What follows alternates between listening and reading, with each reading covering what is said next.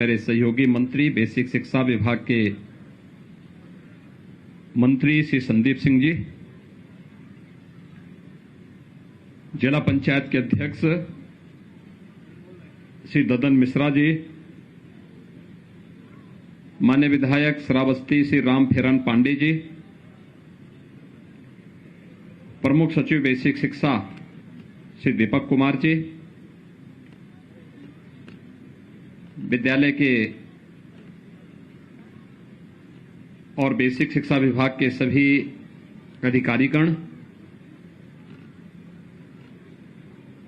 ग्राम पंचायत के ग्राम प्रधान समेत सभी सम्मानित नागरिकगण, प्रदेश भर से इस कार्यक्रम में जुड़े हुए शासन से सभी मेरे संबंधित मेरे सहयोगी मंत्रीगण, सम्मानित जनप्रतिनिधिगण, अभिभावकगण और प्यारे बच्चों, आज मुझे प्रसन्नता है कि लगभग 2 वर्ष बाद कोरोना जैसी महामारी पर एक प्रकार से प्रभावी अंकुश तात्कालिक दृष्टि से लगाने के बाद हम लोग फिर से स्कूल चलो अभियान के इस कार्यक्रम के साथ जुड़ रहे हैं। मैं इस अवसर पर सभी प्रदेश की अपनी इस भावी पीढ़ी नौनिहाल बच्चों का हृदय से स्वागत करता हूं। उन सब का मैं स्कूल चलो अभियान के अवसर पर हृदय से मैं उनका अभिनंदन भी करता हूं। हम सब ने विगत 2 वर्ष इस सदी की सबसे बड़ी महामारी कोरोना का सामना करते हुए व्यतीत किए। कोरोना में देश के अंदर प्रधानमंत्री मोदी जी के नेतृत्व में जान भी और जहान भी बचाने का भरपूर प्रयास किया गया। हर एक व्यक्ति का जीवन हमारे लिए महत्वपूर्ण है। उसके जीवन को बचाने के लिए फ्री में टेस्ट, फ्री में उपचार और फ्री में वैक्सीन की व्यवस्था भी की गई। समाज के प्रत्येक तबके ने एक बार फिर से इस बात को साबित किया है कि भारत किसी भी संकट के समय अपने नेतृत्व के प्रति अटूट निष्ठा के साथ जब एकजुट होकर के इस लड़ाई को लड़ता है तो उसके परिणाम भी उसी रूप में सामने आते हैं। भारत का कोरोना प्रबंधन प्रधानमंत्री मोदी जी के नेतृत्व में पूरे देश और पूरी दुनिया के अंदर सराहा गया। कारण है क्योंकि पूरा भारत प्रधानमंत्री मोदी जी के नेतृत्व में कार्य कर रहा था और आज उसके परिणाम भी हम सबके सामने हैं। जिन देशों के पास भारत से अच्छा स्वास्थ्य की सुविधाएं हैं, वे देश बड़े पैमाने पर मौतों को रोक नहीं पाई कोरोना से, लेकिन भारत सफल रहा। हमारी संवेदना उन सभी परिवारों के प्रति है जिन्होंने अपने परिजनों को, मित्रों को, नाते रिश्तेदारों को खोया है। लेकिन हम लोग एक महामारी का सामना कर रहे हैं और भाइयों बहनों, इस महामारी से जीवन के प्रत्येक क्षेत्र प्रभावित हुआ, लेकिन स्कूली शिक्षा सर्वाधिक प्रभावित हुई। उस सब के बावजूद जब समाज खड़ा हो जाता है, नेतृत्व के साथ मिलकर के इस लड़ाई को लड़ता है, तो उसका परिणाम भी हमारे सामने उसी रूप में देखने को मिलता है। आज हम सब यहां पर फिर से 2 वर्ष के बाद स्कूल चलो अभियान के साथ जुड़ रहे हैं। याद करिए 2020 में, अप्रैल 2020 में इस समय लॉकडाउन था, सारी गतिविधियां बंद थी, पूरी तरह गतिविधियां ठप सी हो गई थी। और ये लगातार अगले 2-3 महीनों तक चलता रहा। लेकिन आज उत्तर प्रदेश जैसे देश के सबसे बड़े राज्य की स्थिति पर हम जब चर्चा करते हैं तो उत्तर प्रदेश 25 करोड़ की आबादी का राज्य और 25 करोड़ की आबादी के राज्य में आज के दिन पर नाम मात्र के कोरोना के एक्टिव केस ही बचे हुए हैं। सारी गतिविधियां खुल चुकी हैं। 30 करोड़ से अधिक वैक्सीन की डोजेस दी जा चुकी हैं। जिन लोगों के काम धंधे प्रभावित हुए, फ्री में राशन की व्यवस्था उनके लिए एक बार नहीं, डबल इंजन की सरकार है। महीने में 2 बार फ्री में राशन की व्यवस्था भी उनके लिए उपलब्ध करवाने की कार्रवाई हो रही है। प्रवासी कामगार और श्रमिकों के लिए रोजगार सृजन की कार्रवाई युद्ध स्तर पर आगे बढ़ रही है। और उन्हीं स्थितियों में कोरोना कालखंड में प्रधानमंत्री मोदी जी के नेतृत्व में तकनीक का भी प्रयोग किया गया। ऑनलाइन एजुकेशन को बढ़ावा देने के लिए कार्य प्रारंभ हुआ। आज प्रदेश सरकार स्नातक प्रास्नातक के सभी छात्र छात्राओं को टैबलेट और स्मार्टफोन वितरण करने की कार्रवाई युद्ध स्तर पर आगे बढ़ा रही है। लेकिन हम सबको शिक्षा की सबसे बेसिक यानी जो सबसे आधारभूत इकाई है बेसिक शिक्षा, इस पर विशेष ध्यान दिए जाने की आवश्यकता है। बहुत सारे बच्चे होंगे जो 2 वर्ष के अंदर स्कूल का मुंह न देखे हों और अब स्कूल जाने में उनको थोड़ा आलस आ रही हो, और इसलिए तय किया गया कि हमें फिर से स्कूल चलो अभियान के कार्यक्रम के साथ हर एक बच्चे को जोड़ना होगा, हर एक परिवार को जोड़ना होगा और कोई बच्चा छूटने न पाए। इसके लिए समाज को एक संकल्प के साथ आगे बढ़ना होगा। भाइयों बहनों, शिक्षा यह एकमात्र साधन है जो प्रत्येक व्यक्ति के जीवन में परिवर्तन का कारक बन सकती है। शिक्षा ही वास्तव में प्रत्येक नागरिक को एक सही दिशा दे सकती है। हर एक व्यक्ति के सर्वांगीण विकास का आधारशिला खड़ी कर सकती है। और याद रखना, जब व्यक्ति सक्षम होगा तो समाज भी सक्षम होगा, और समाज सक्षम होगा तो राष्ट्र स्वयं ही सशक्त होता हुआ दिखाई देगा। और राष्ट्र की आधारभूत सक्षम होने के लिए जिस एक प्रयास की सर्वाधिक आवश्यकता होती है वह है कि हम हर व्यक्ति को, हर बच्चे को शिक्षित करें।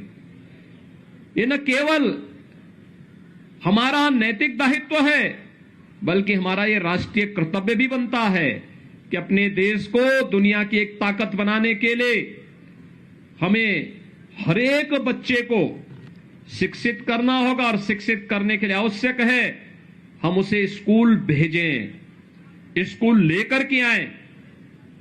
इसके लिए मैं आह्वान करूंगा प्रदेश भर की सभी बेसिक शिक्षा परिषद से जुड़े हुए जितने भी हमारे प्रधानाचार्य, शिक्षक और इस विभाग से जुड़े हुए अन्य कर्मी हैं, उन सब से भी मैं इस बारे में आग्रह करूंगा कि वे तो इस अभियान का हिस्सा बने ही, ग्राम पंचायत और नगर निकाय में जुड़े हुए जनप्रतिनिधियों से भी मैं इस बारे में अपील करूंगा कि वे लोग भी इस बात को सुनिश्चित करें कि अगले 1 महीने के अंदर चलने वाले इस अभियान के क्रम में घर घर जाकर के एक एक घर में दस्तक दीजिए और पूछिए कोई बच्चा ऐसा तो नहीं जो स्कूल जाने से वंचित रह गया हो या रह रहा हो। उसको स्कूल ले जाना, नजदीक के स्कूल में उसका रजिस्ट्रेशन करवाना, उस बच्चे को uniform, bag, books, shoes, socks, sweater, ये सभी प्रकार की सुविधाओं से इसे आच्छादित करने की तैयारी करना। इस पूरे कार्यक्रम को अगर हम जोड़ते हैं, इस पूरे कार्यक्रम को एक साथ आगे बढ़ाते हैं, तो भाइयों बहनों, इससे बढ़कर के पवित्र कार्य दूसरा हो ही नहीं सकता है। श्रीमद् भगवत गीता भी तो यही कहती है कि किसी को ज्ञानवान बना देना ही ये जीवन का सबसे पवित्र कार्य है, और इसका आधार कोई बन सकता है तो शिक्षा बनेगी, शिक्षा। और इसीलिए स्कूल चलो अभियान 2017 में हम लोगों ने प्रारंभ किया था। जुलाई 2017 में जब एक कार्यक्रम प्रारंभ हुआ, उस समय उत्तर प्रदेश बेसिक शिक्षा परिषद के स्कूलों में 1,34,00,000 बच्चे अध्ययन कर रहे थे। वे आते थे स्कूल में आने का समय नहीं था। कब कौन आ रहा है, कब कौन जा रहा है। स्कूलों की स्थिति अत्यंत जर्जर थी। पीपल और बरगद के पेड़ भले ही जमीन पे नहीं उगे हों, लेकिन विद्यालय भवनों पर जरूर उगे हुए होते दिखाई देते थे। क्लास की स्थिति खराब थी, पेयजल की व्यवस्था नहीं थी, बालक बालिकाओं के लिए टॉयलेट की व्यवस्था नहीं थी, मिड डे मील की कोई पुरसा हल नहीं था। एक प्रकार की अव्यवस्था और अराजकता का वातावरण देखने को मिलता था। स्कूल आने वालों की संख्या कम, छोड़ने वालों की संख्या ज्यादा दिखाई दे रही थी।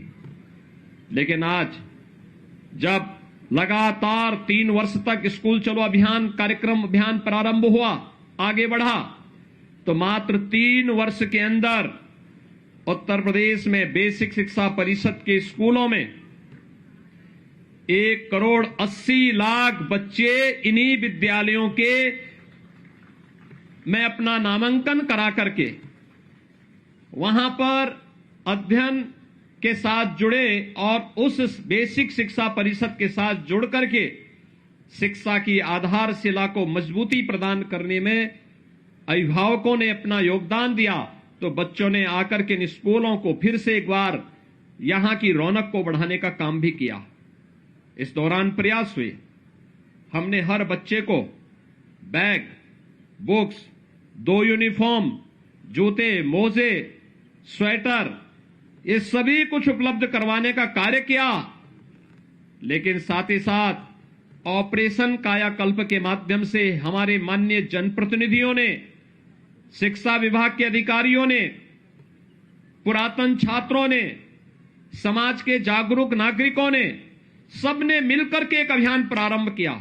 और वह अभियान था जिसमें एक एक विद्यालय गोद लेकर के और उन विद्यालयों में अच्छी फ्लोरिंग बना देना, साफ सफाई की व्यवस्था कर देना, वॉल पेंटिंग की व्यवस्था करना, वहां पर बच्चों के लिए जो भी अन्य रोचक कार्य हो सकते हैं, सेपरेट टॉयलेट की व्यवस्था करना, पेयजल की व्यवस्था करना, वहां पर विद्युत की आपूर्ति हो सके इसके लिए भी प्रयास प्रारंभ हुए, फर्नीचर देने के कार्य प्रारंभ हुए। मुझे स्वयं जब एक विधायक के रूप में जो विधायक निधि मिली, तो मैंने अपने विधानसभा क्षेत्र में हर विद्यालय में बेसिक शिक्षा परिषद से जुड़े हुए हर विद्यालय में फर्नीचर देने का काम किया, जिससे वहां पर हर बच्चा आकर के स्कूल में फर्नीचर में बैठ सके, कुर्सी मेज में बैठ सके, उस प्रकार की व्यवस्था वहां पर उनके लिए देने का कार्य हुआ। मिड डे मील के स्तर को सुधारने का कार्य हुआ। और देखते ही देखते 1,58,000 जो विद्यालय थे बेसिक शिक्षा परिषद के, इनमें से 90,000 से अधिक विद्यालयों में ये सभी प्रकार की सुविधाओं से इसे आच्छादित करने का कार्य हुआ। आज ये बढ़कर के 1,34,000 तक पहुंच चुकी है। लेकिन अभी भी बहुत सारे विद्यालय हैं जिन्हें ऑपरेशन कायाकल्प के साथ जोड़ना है। और इसलिए मैं आज आपके बीच आया हूं आपसे कहने के लिए। मैं प्रदेश भर के अपने सभी जनप्रतिनिधियों से कहूंगा, माननीय सांसद, माननीय विधायक, विधान परिषद के माननीय सदस्य, जिला पंचायत के अध्यक्ष, ब्लॉक प्रमुख, मेयर, चेयरमैन, पार्षद, ग्राम प्रधान, पुरातन छात्र, शिक्षा विभाग से जुड़े हुए सभी अधिकारी और अन्य सभी जनप्रतिनिधियों से, पार्षदों से, सबसे मैं इस बारे में अपील करूंगा, वे एक एक विद्यालय फिर से गोद लें। जो विद्यालय पिछली बार छूट गए थे, उनमें से एक एक विद्यालय को गोद लेकर के उन्हें ऑपरेशन कायाकल्प के माध्यम से सभी प्रकार की बुनियादी सुविधाओं से उन्हें आच्छादित करते हुए अपने वर्तमान यानी भावी पीढ़ी के वर्तमान को सुधारने की दिशा में हम प्रयास करेंगे, तो वह आपके भविष्य को भी उज्जवल बनाने में अपना योगदान दे पाएगा। और इस दिशा में मैं अपील करूंगा कि एक एक विद्यालय गोद लेकर के इस कार्यक्रम को वे सभी लोग स्कूली शिक्षा के इस पवित्र कार्यक्रम के साथ जुड़े। भाइयों बहनों, हम लोग देश के सबसे बड़े राज्य में बेसिक शिक्षा परिषद में जितने हमारे यहां बच्चे पढ़ रहे हैं, देश के अंदर तमाम राज्यों की उतनी आबादी नहीं है और दुनिया के अंदर तमाम देशों की भी उतनी आबादी नहीं है। लेकिन हमें अपने प्रदेश के इन बच्चों की प्रतिभा पर गौरव की अनुभूति करनी चाहिए, इन्हें उचित माहौल देना चाहिए। कोई स्मार्ट क्लास लगा सकता है, कोई इन बच्चों के लिए वहां पर फर्नीचर की व्यवस्था में योगदान दे सकता है, कोई लाइब्रेरी को बनाने में योगदान दे सकता है। हमने पाठ्यक्रम में भी आमूलचूल परिवर्तन करने का प्रयास किया। एनसीईआरटी के पाठ्यक्रम को बेसिक शिक्षा में लागू करने, साथ साथ महापुरुषों की जीवनी को भी इसके साथ जोड़ने का कार्य किया। और जब मैंने स्वयं इस आकांक्षात्मक जनपद श्रावस्ती से इस कार्यक्रम का शुभारंभ करने का निर्णय लिया तो इसके पीछे का कारण भी था। एक आकांक्षात्मक जनपद है और भाइयों बहनों दूसरा श्रावस्ती भगवान बुद्ध से जुड़ा हुआ एक महत्वपूर्ण जनपद भी है। कहते हैं ज्ञान प्राप्ति के बाद महात्मा बुद्ध ने अपने सर्वाधिक आध्यात्मिक साधना के चातुर्मास इसी जनपद में व्यतीत किए थे। भगवान बुद्ध ने कहा था अप दीपो भव, यानी अपना दीपक स्वयं बनो और स्वयं ही हमें अपने आप को पहचानने की ताकत अर्जित करनी पड़ेगी। और मैं अपील करूंगा प्रदेश भर के अपने सभी जनप्रतिनिधियों से, उद्योगपतियों से, सुधीजनों से कि वे लोग शिक्षा के प्रचार प्रसार के इस पवित्र अभियान के साथ जुड़ करके ऑपरेशन कायाकल्प में एक एक विद्यालय को गोद लेकर के उसे सभी प्रकार की बुनियादी सुविधाओं से आच्छादित करने के इस कार्यक्रम के साथ जुड़े, जिससे प्रदेश भर के सभी विद्यालयों को और वहां पर अध्ययन कर रहे सभी बच्चों के लिए हम अच्छी सुविधाएं उपलब्ध करवाने में अपना योगदान दे सकें। आज जब सरकार ये सभी प्रकार की सुविधाएं दे रही है, मेरी सभी बेसिक शिक्षा परिषद से जुड़े हुए जितने भी बेसिक शिक्षा अधिकारी हैं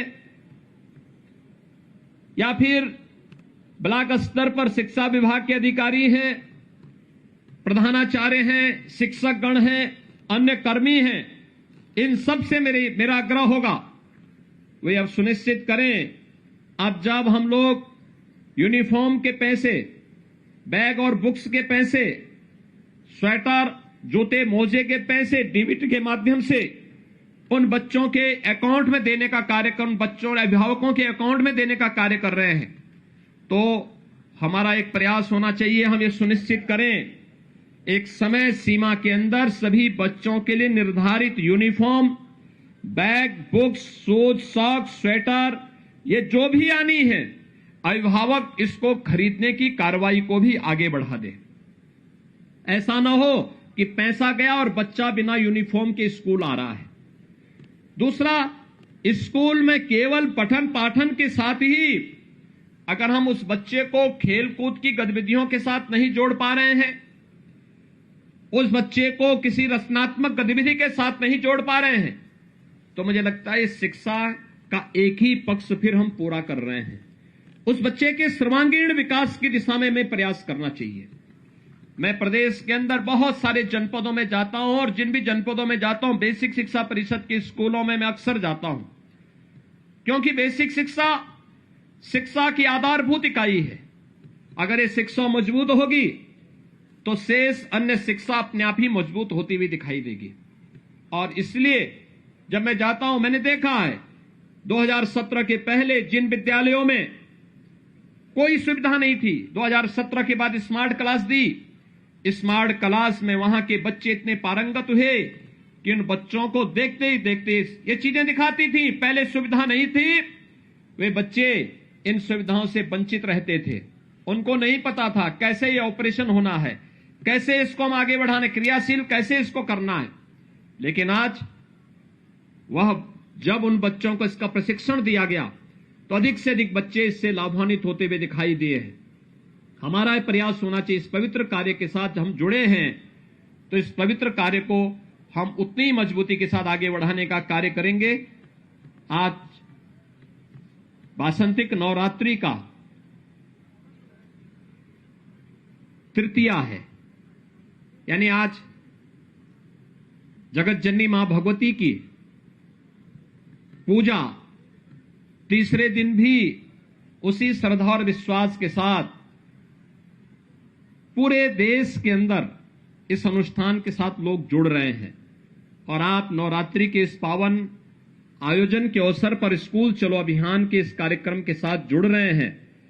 यह भी जगत जननी मां भगवती के प्रति हमारी श्रद्धा का ही प्रतीक है, क्योंकि शिक्षा की देवी मां सरस्वती को भी तो हम देवी के रूप में पूजते हैं।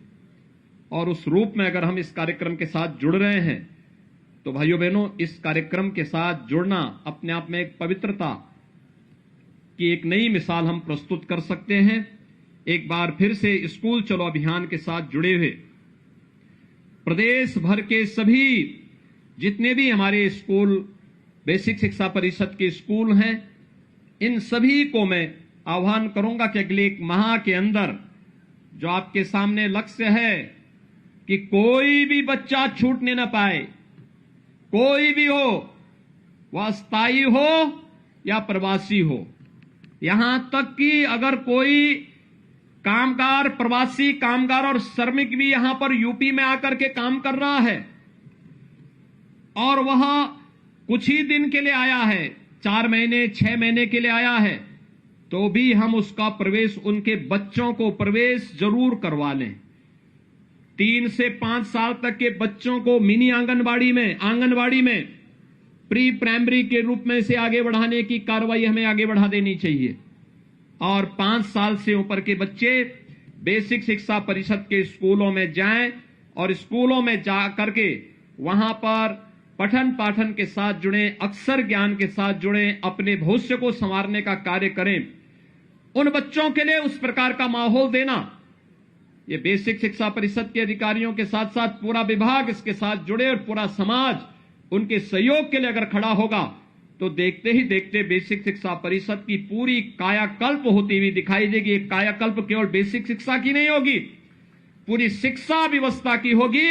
और इससे होने वाले जो एक व्यापक परिवर्तन होंगे, इसका लाभ समाज और पूरे देश को लंबे समय तक प्राप्त होता रहेगा। आज के इस अवसर पर एक बार फिर से हर बच्चे को स्कूल भेजना है, यह संकल्प हमारा होना चाहिए। कोई बच्चा छूटने न पाए, यह संकल्प हमारा होना चाहिए। दूसरा, ऑपरेशन कायाकल्प में हर जनप्रतिनिधि एक एक विद्यालय गोद लेकर के इस पवित्र कार्य के साथ जुड़े, जिसमें उस विद्यालय, जो बचे हुए विद्यालय हैं, उन विद्यालयों में भी हम बुनियादी सुविधाएं उपलब्ध करवा सकें। उनकी फ्लोरिंग को ठीक करना, बालक बालिकाओं के लिए टॉयलेट बनाने की कार्रवाई अलग करना, बनाना, पेयजल की व्यवस्था उपलब्ध कराना, फर्नीचर की व्यवस्था, स्मार्ट क्लास, लाइब्रेरी और अन्य बुनियादी सुविधाएं भी हम वहां उपलब्ध करवाने का कार्य करें। सोलर पैनल की व्यवस्था हो, ये सभी चीजें अगर हम वहां उपलब्ध करवाते हैं तो आप देखेंगे कि बहुत जल्दी सभी विद्यालय न केवल उसके साथ आगे बढ़ेंगे बल्कि बेसिक शिक्षा परिषद का पूरा कायाकल्प होता हुआ दिखाई देगा। और यह लोगों के लिए व्यापक परिवर्तन का कारक बनेगा, जो प्रदेश के विकास को एक द्रुत गति से आगे बढ़ाने में सहायक होगा। और साथ साथ मेरा आह्वान होगा कि जो भी ये कार्यक्रम चल रहे हैं, इन कार्यक्रमों की नियमित समीक्षा, प्रधानाचार्य प्रतिदिन इसकी समीक्षा करे। कौन बच्चे आ रहे हैं, कौन नहीं आ रहे हैं। उन बच्चों की रिपोर्ट कार्ड से साल में कम से कम 3 से 4 बार अभिभावकों के साथ बैठक करना, उनके साथ संगोष्ठी करना, उनके साथ बैठक करना। 4 बार कम से कम उनके साथ बैठे। हर तीसरे महीने अभिभावकों के साथ एक बैठक जरूर हो। यह विद्यालय का जो समय है उसके बाद या उससे पहले आप करें, या रविवार के दिन करें। कक्षा का जो टीचर है, कम से कम कक्षाध्यापक सप्ताह में एक बार जिस ग्राम पंचायत में उन बच्चों को पढ़ा रहा है, उस ग्राम पंचायत में जाकर के एक एक अभिभावक के साथ जरूर बातचीत करें। बच्चे के बारे में सकारात्मक रूप से उसे आगे बढ़ाने के लिए प्रेरित करें, अभिभावक को प्रेरित और प्रोत्साहित करें। ये क्रम अगर आगे बढ़ेगा, आप देखेंगे कि आपको इसका यश भी प्राप्त होगा। और आप यह न केवल बेसिक शिक्षा परिषद की प्रगति का आधार बनेगा बल्कि आपके जीवन को भी यशस्वी बनाने में इसकी बड़ी भूमिका होगी। एक बार फिर से नियमित समीक्षा इस बात की भी कि डीबीटी के माध्यम से जिन बच्चों के अभिभावकों के अकाउंट में पैसा चला गया है, उसकी सूची लेकर के यह सुनिश्चित करना कि उन बच्चों के लिए यूनिफॉर्म समय पे बन जाए, बच्चे अपने निर्धारित यूनिफॉर्म में स्कूल आए, बैग बुक्स है, जूते मोजे हैं, सर्दियों में स्वेटर है, ये सभी उन बच्चों को उपलब्ध हो और समयबद्ध ढंग से इस कार्यक्रम को हम आगे बढ़ा सकेंगे। एक बार फिर से यहां पर बेसिक शिक्षा विभाग को अंतर विभागीय समन्वय के साथ आगे बढ़ने की कार्रवाई को और तेजी से आगे बढ़ाना होगा, जिसमें ग्राम्य विकास, पंचायती राज, नगर विकास, बाल विकास और पुष्टाहार, इन सभी विभागों को आगे बढ़ाना, एक साथ जोड़ना। यह अंतर विभागीय समन्वय में बड़ी ताकत है। हमारा प्रयास होना चाहिए हर विद्यालय के पास अपना खेल का मैदान हो, हर विद्यालय के पास अपनी रचनात्मक गतिविधि को आगे बढ़ाने के लिए उचित माहौल हो, हर विद्यालय के पास पेयजल की पेयजल की अपनी सुविधा हो, हर विद्यालय के पास अच्छा पाठ्यक्रम हो और समय समय पर शिक्षकों के रिफ्रेशर कोर्स भी होते रहें, समय के अनुरूप हम अपने आप को ढाल सकें, तकनीक से हम आच्छादित हो सकें। हमने प्रेरणा ऐप और दीक्षा ऐप बनाया था, उस ऐप के साथ जुड़ करके तकनीक का अधिकाधिक उपयोग करना। अगर भविष्य में कभी कोरोना जैसी कोई महामारी आती है तो उस समय भी हमारे स्कूली बच्चे कहीं भी शिक्षा से वंचित न होने पाए, ऑनलाइन एजुकेशन के लिए हम उनको तैयार कर सकें, हमारी स्मार्ट क्लासेस तैयार रहें, हम उनके स्मार्टफोन पर या उनके अभिभावक के उनके घर में जो एलईडी होगा या उनके घर में जो टेलीविजन होगा, उसके माध्यम से इस पाठ्यक्रम को घर घर तक पहुंचाने का कार्य कर सकें। हमें तकनीक को इतनी विकसित करनी होगी, इस दिशा में आगे बढ़ाने की आवश्यकता है। और मेरा विश्वास है एक बार अगर सामूहिक रूप से हम सब मिलकर के इस कार्यक्रम के साथ जुड़ जाएंगे, कोई कारण नहीं कि कार्य संभव न हो, हर कार्य संभव हो सकता है। उत्तर प्रदेश जैसे राज्य में इसको और भी मजबूती के साथ आगे बढ़ाया जा सकता है। मैं एक बार फिर से बेसिक शिक्षा परिषद को स्कूल चलो अभियान के कार्यक्रम को आगे बढ़ाने के लिए हृदय से बधाई देता हूं और विश्वास व्यक्त करता हूं कि शासकीय स्तर पर भी हर सप्ताह इसकी समीक्षा हो कि कितने बच्चे अपना नामांकन कराए हैं और कितने अभिभावकों के साथ संवाद का एक कार्यक्रम आगे बढ़ रहा है और हम मजबूती के साथ इस कार्यक्रम को सफलतापूर्वक आगे बढ़ाने का कार्य कर रहे हैं। मैं एक बार फिर से पूरे प्रदेश भर के सभी बच्चों को, जो नौनिहाल बच्चे हैं 1 से लेके 8वीं तक की क्लास में जिनका प्रवेश होना है, इन सभी बच्चों को आज मैं एक बार फिर से हृदय से स्कूल चलो अभियान के लिए हृदय से बधाई देता हूं। उन्हें नवरात्रि की हृदय से शुभकामनाएं देता हूं, उनके उज्जवल में भविष्य की कामना करता हूं और विश्वास व्यक्त करता हूं कि हम सब स्कूल जाकर के अच्छा पढ़ेंगे, अच्छा करने का प्रयास करेंगे, अच्छा नागरिक बनेंगे और देश को अपना सशक्त बनाने में अपना योगदान दे पाएंगे। एक बार फिर से मैं आप सबके प्रति नवरात्रि की और रामनवमी की हृदय से मंगलमय शुभकामनाएं देते हुए अपनी वाणी को यहीं पे विराम देता हूं। धन्यवाद। जय हिंद।